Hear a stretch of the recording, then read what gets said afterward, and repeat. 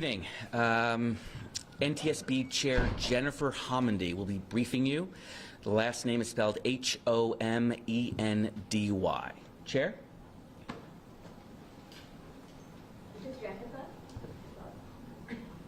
Good evening. Again, my name is Jennifer Homendy. I'm chair of the National Transportation Safety Board. And with me today is John Lovell.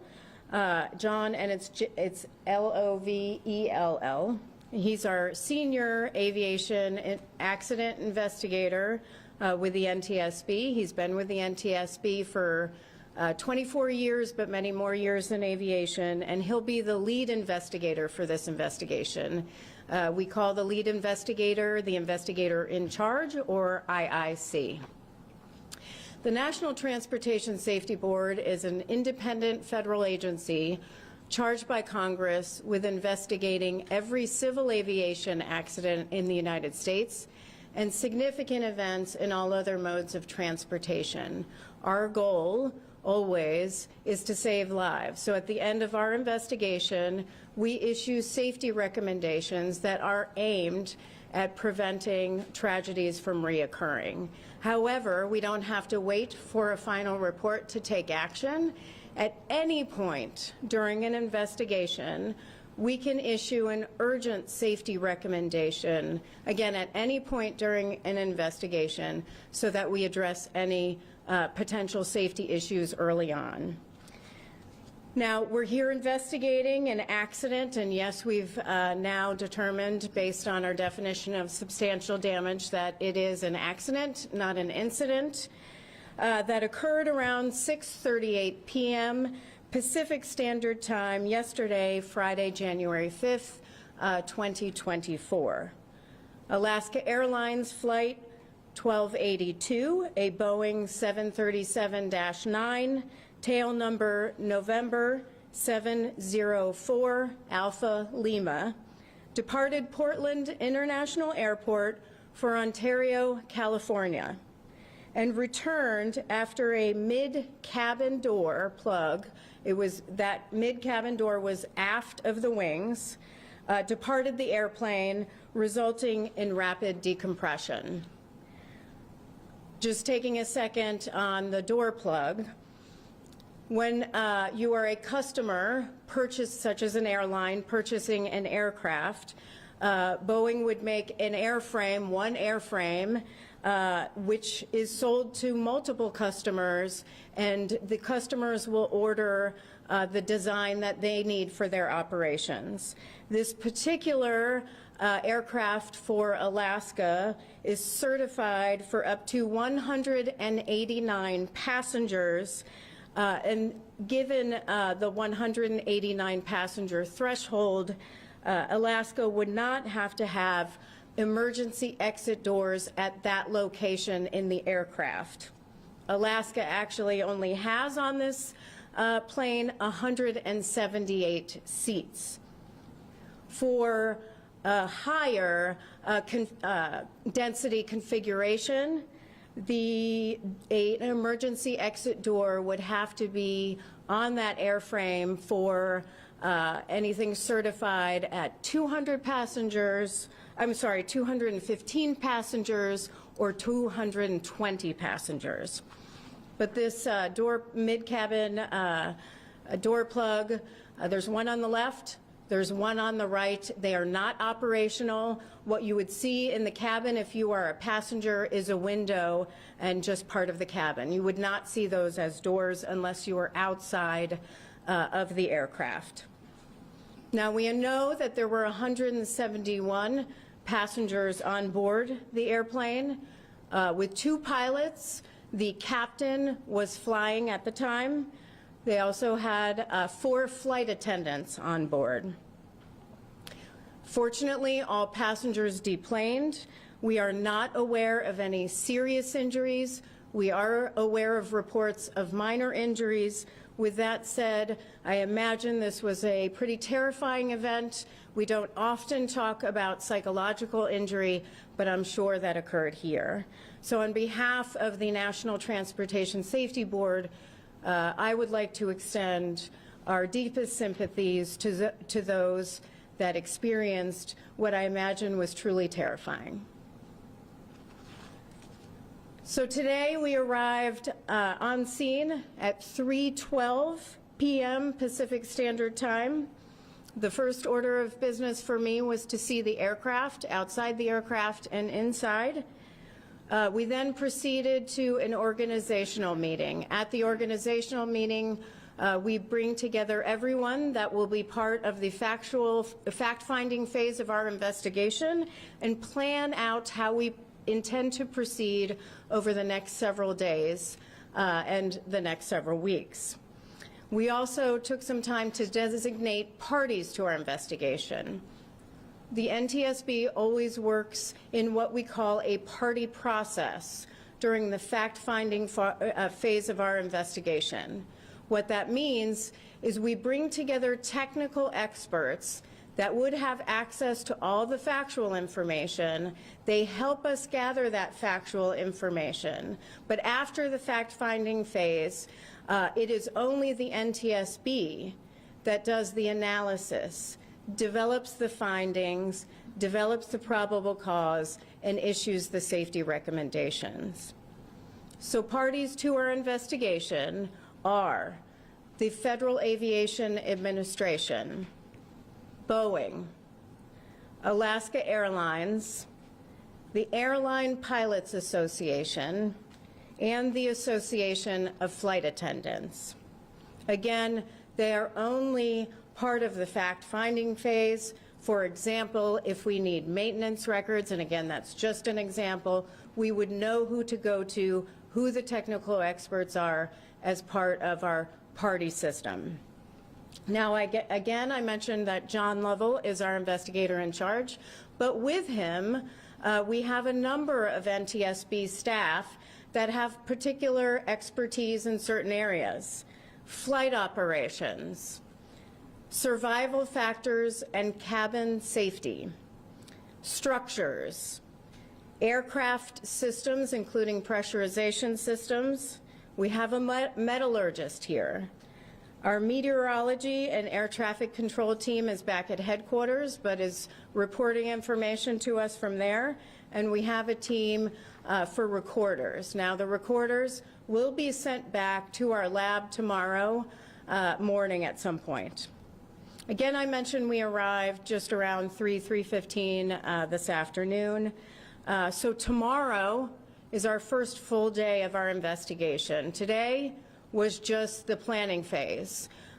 So we have a lot of work to do. I imagine I'm going to get a lot of questions about manufacture, design, maintenance, repair, delivery of the aircraft itself. We don't have that right now. Right now, we had to get on scene. We had to organize. We will have more information tomorrow. I expect we'll have a press briefing tomorrow, also the next day, and as long as we need to, in order to provide you and the public the information that you deserve. So with that, I will not speculate on anything as part of the question and answer portion of this press conference. Now, I want to emphasize, because those who are here today will likely ask me questions about safety and our aviation system. Those watching may be curious about safety or concerned about safety. We have the safest aviation system in the world. It is incredibly safe. We are the global gold standard for safety around the world, but we have to maintain that standard. We are very, very fortunate here that this didn't end up in something more tragic. No one was seated in 26A and B, where that door plug is. The aircraft was around 16,000 feet and only 10 minutes out from the airport when the door blew. Fortunately, they were not at cruise altitude of 30,000 or 35,000 feet. Think about what happens when you're in cruise. Everybody's up and walking Folks don't have seatbelts on. They're going to restrooms. The flight attendants are providing service to passengers. We could have ended up with something so much more tragic, and we're really fortunate that that did not occur here. Now, I would like to take a moment and thank some entities and individuals. First and foremost, I want to thank the Secretary of Transportation. He reached out to me today just to express support and coordination for the investigation. I've been on the phone since this morning and actually really last night with the Federal Aviation Administration Administrator, Mike Whitaker. He has been very communicative with us and very supportive of our work as we have of theirs today. I am very encouraged that they took swift and decisive action to ensure continued safety in our airspace. I also want to thank the first responders, the heroes after such tragedies, the Port of Portland Police Department and the Port of Portland Fire Department did an incredible job. Thank you for all your work. I also want to thank the FBI and the local law enforcement. You may see the FBI here. The NTSB has a memorandum of understanding with the FBI to help us collect evidence. We may need equipment at some points during an investigation, and they help provide that to us. In this case, they're helping local law enforcement locate the door and components that came off the aircraft in flight. But now we need the public's help. We know from looking at radar data, well, at least we believe from looking at radar data, that the door is around Barnes Road near I-217 and the Cedar Hills neighborhood. If you find that, please, please contact local law enforcement. You can also email us at witness.gov. We are active I'm so sorry, witness@ntsb.gov.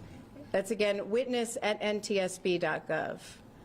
But it would be a help to us incredibly for our investigation if you find that to reach out, of course. We also are looking for pictures and video from inside the aircraft. Again, please email those to witness@ntsb.gov.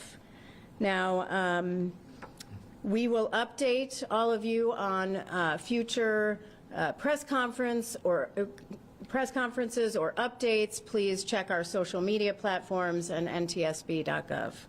So with that, I'm going to take some questions. I will call on you. Please state your name, your affiliation. Please limit your questions to one question. We'll do multiple rounds, but I just want to make sure that others get their questions in. Yes? Hi there, Jacqueline Lane with ABC News. How concerned are you about the safety of Boeing's 737 MAX fleet? The question is, how concerned are you in the safety of the Boeing 737 MAX fleet? Our investigation right now is focused on this particular aircraft, and we're early on in the investigation, so we can't make any broad statements about the fleet. But I am very encouraged, again, that the FAA took action to temporarily ground this particular aircraft for inspection and for addressing any potential concerns that were identified through those inspections. Yes? Amanda Arden with CBS News. We've heard reports about a teenager who was near the hole in the plane when its shirt ripped off. You mentioned no one was sitting in seats 26A or 26B. Do you know what seat he was sitting in, or where the nearest person was to the hole? So the question is, where was the nearest person to this particular portion of the structure that blew out, and whether there was a teenager or an adult near that particular location. That is part of what our cabin safety and survival factors team will determine. I have asked that question myself, but I've gotten different answers. So until we can really factually determine who was where, I don't want to provide inaccurate information. Hopefully I'll have that for you tomorrow. Yes. Associated Press, how long will it take to inspect the MAX 9s? The question is, how long will it take to inspect the MAX 9s? I don't have that answer, but FAA could probably provide that answer to you or the airlines themselves. Other questions? Yes. With the Wall Street Journal. Will you be examining Boeing's manufacturing process as well, and FAA's oversight of Boeing as part of this investigation? The question is, will we conduct an investigation of FAA's oversight of Boeing? Will we look at Boeing's process for manufacturing this aircraft? At this stage of an investigation, everything's in. We go very broad. Nothing's excluded. So as we are gathering information and looking at the evidence, we could go very broad, or we could hone in to certain areas of the investigation. So it's pretty early on, but we don't exclude anything at this point of the investigation. Yes. Megan Allison, KPTV News. We saw that this plane was certified as safe to fly about 2 months ago. Who does that certification? Is it Boeing? Is it the FAA? Who determined that this plane was safe to fly? The question is, who determines whether this plane was certified safe to fly? We'll have to look at how it was certified. All we have right now is that it was delivered to Alaska on November 11th. That is information I can provide. Anything beyond that, I don't want to speculate. I want to see it in writing myself and make sure that we answer it accurately. If I could ask a follow-up, I know you had mentioned minor injuries. Do we know about how many people were injured or the extent of the injuries? The question is regarding the injuries and the extent of the injuries. That's something that local law enforcement will have to provide. So Yes. we've all seen the video, but what's the conditions like inside of a jet when there's, a hole gets blown into it? The question is, what were the conditions like at the time when this portion of the aircraft blew out? Or even in general? Or in general. So, I mean, I can describe it how I see it right now. I've seen the same video. I've seen the same pictures. So they're on 26A and 25A, the headrests are gone. On 26A, part of the seat, the back of the seat is gone. There are some clothing items in the area. We can see that the stop portions of the door are still intact on the door. Now, I will say one good thing about this aircraft is there is an identical intact door plug just on the other side. So there's a left one and a right one. We're going to be able to look at the right one, which is fully intact, and see what that one looks like and compare it.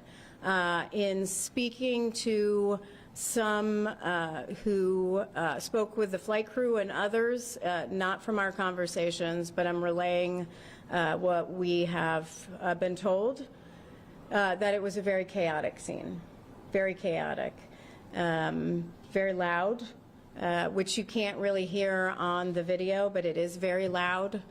I hope that we're going to be able to provide a little bit more information on what the flight crew itself experienced and the flight attendants experienced during this accident scenario.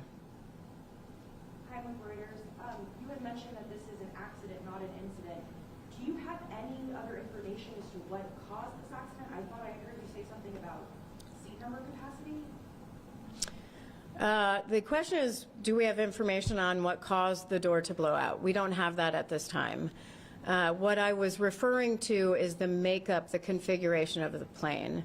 So the reason why this plane comes with a door that's not operational is because the plane is configured at the customer's request for essentially providing more comfort for the passengers. It's a lower number of seats and more room.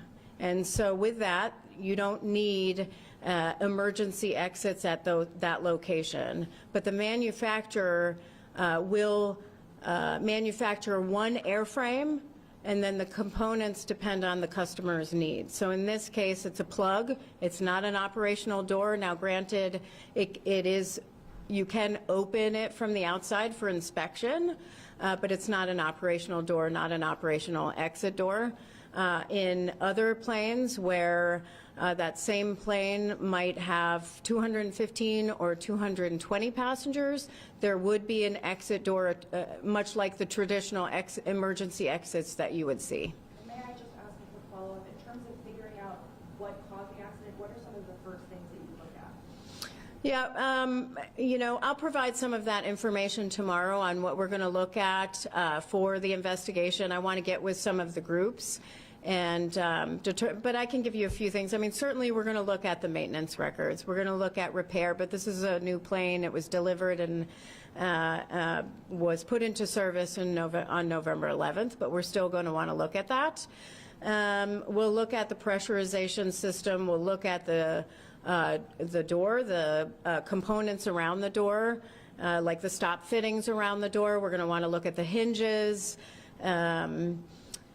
There is a lot of information that we'll still have to look at. We'll want to know training, qualifications. We'll want to look at the safety briefings that were provided, what occurred during the accident scenario itself with respect to emergency operations, emergency egress. There's a lot of information that we're going to be looking at, and I could provide you more detail on that tomorrow, right here and then here.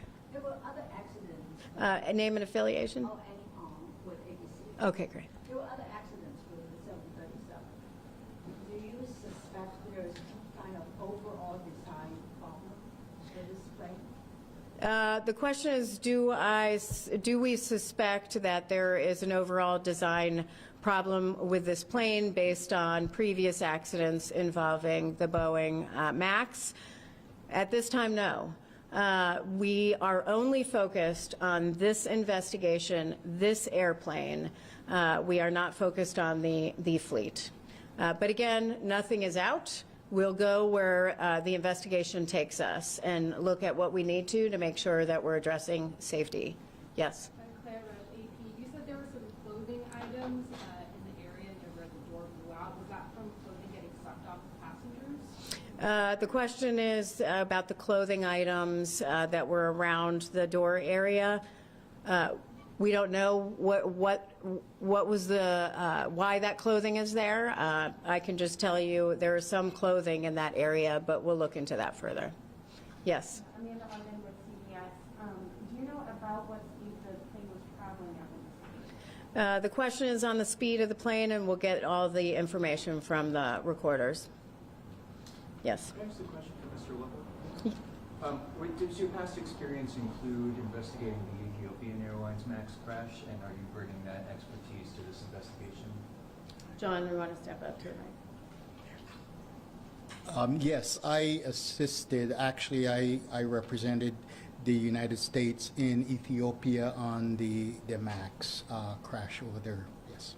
So can you talk about what you learned through that investigation that you're bringing to this experience here on the ground in Portland? That remains to be seen. We did go through a lot.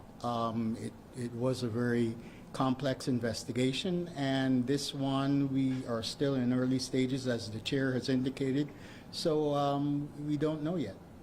Your emotional perspective, looking at this plane, what were some of the impressions that you had as chief investigator?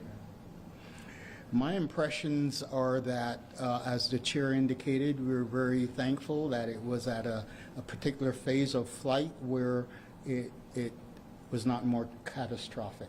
So we're grateful for that, and that's a big thing, I think. And we're seeing that, by the way, I'm sorry, Yeah. not affiliating. And can you take us through your day tomorrow? Like when you're getting up, first order of business, give the people at home and around the world a sense of what you'll be doing tomorrow. Well, I'll probably be up about 5 or so and try to make sure that everybody is well taken care of. They're the ones that do the work, and I'm here to facilitate that. And but they're the specialists and the experts, so I want to really be available for them. Final question, do you, I was just going to ask both of you, do you have a message to the people who are out in these neighborhoods searching for the door plug? Well, first, let me, one thing on the investigations that I just want to clarify. The specialties that I mentioned earlier, we form accident investigation groups when we are on scene. And these groups consist of a group chairperson who is an investigator from the NTSB with a particular expertise. I'll just say, for example, structures. We have a senior accident investigator who will focus on structures. He will be the group chairperson for that investigative team. There will be a designated person from, say, Boeing. You would have somebody from Alaska Airlines. He may have others. I don't have the full list of who is on his team, but that investigation group will then do their portion of the investigation throughout the investigation. And John coordinates everybody and does his part to make sure that everybody gets what they need. On a message for those in the neighborhoods, I would just ask if you find anything, please contact local authorities, police departments. You can also contact the NTSB through witness@ntsb.gov. That's our email, witness@ntsb.gov. If you find anything, that would be very helpful with our investigation. Thank you. Thank you. Thank you.